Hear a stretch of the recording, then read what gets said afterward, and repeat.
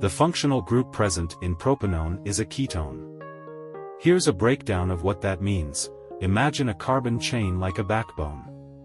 In a ketone, a carbonyl group sits in the middle of the chain, like a pendant. The carbonyl group consists of a carbon atom double bonded to an oxygen atom, C=O. This double bond makes the ketone reactive and gives it unique properties. Here, equal sign is double bond. Think of it like this.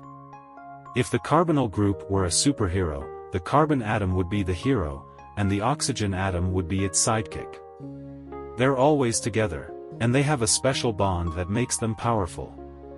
Another example of a molecule with a ketone group is acetone, which is used as a solvent in nail polish remover. Here's how the ketone group affects propanone. It makes propanone a polar molecule, meaning it has a slightly positive end and a slightly negative end. This polarity allows it to dissolve in water and other polar solvents.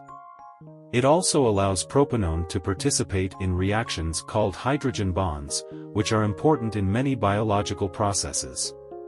In summary, propanone contains a ketone group, C=O, that plays a role in its chemical properties.